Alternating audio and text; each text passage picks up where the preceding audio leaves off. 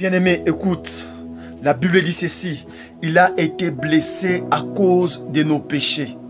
Bien-aimé, de la même manière qu'un homme que Dieu a béni, personne ne peut le maudire.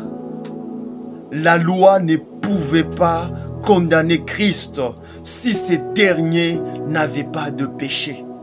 Bien-aimé, Christ n'a pas péché pour être condamné par la loi. Mais Christ a pris nos péchés et la loi l'a condamné. Voilà un homme qui vient de tuer un autre homme. Mais une troisième personne arrive, prend le sang de la victime, il se met au visage et va à la justice se présenter que c'est lui qui a tué. Et cet homme-là sera condamné. C'est-à-dire, il a pris le meurtre alors que lui n'a pas tué. C'est ce que Christ a fait. Il a pris ma place. Il a pris ta place pour être condamné. Bien-aimé, la Bible dit ceci. On amena à Christ une femme qu'on a trouvée en flagrant délit d'adultère.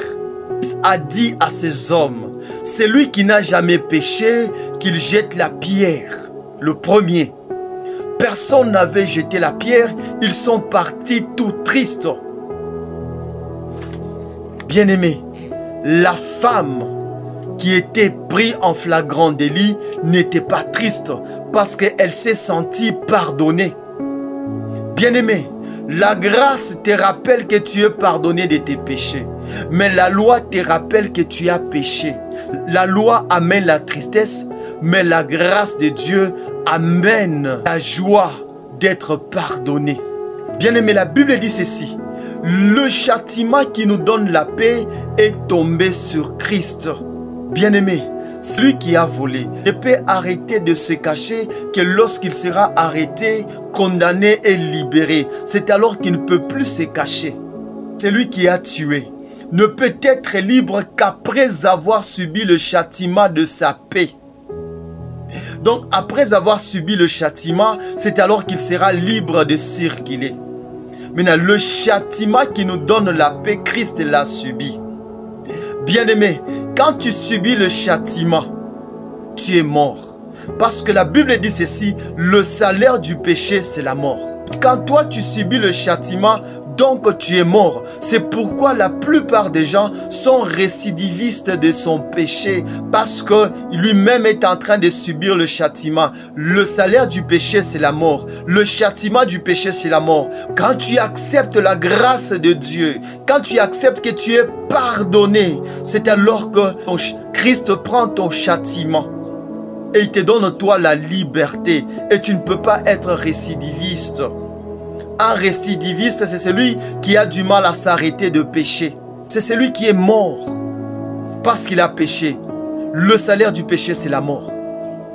Mais celui qui accepte la grâce d'être pardonné, comme la femme qu'on avait trouvée en flagrant délit d'adultère, qu'on avait amenée devant Jésus, qu'on voulait lapider. Cette femme avait accepté le pardon et n'a pas été lapidée. Et celui qui assume le péché, il assume la mort. Et il restera récidiviste. La Bible dit ceci, par ces meurtrissures, nous sommes guéris. Bien-aimés, chaque douleur que Christ a sentie dans son corps représente la douleur de la maladie que tu as. Le cancer, Jésus a senti sa douleur avant toi. La malaria, Jésus a senti sa douleur avant toi. Toute maladie que tu as en toi, Jésus a senti en premier la douleur. Donc il a pris en charge toutes les douleurs que tu sens dans ton corps. Il a pris en charge les maladies que tu as dans ton corps. Et il t'a donné la bonne guérison. Accepte et confesse que tu es guéri.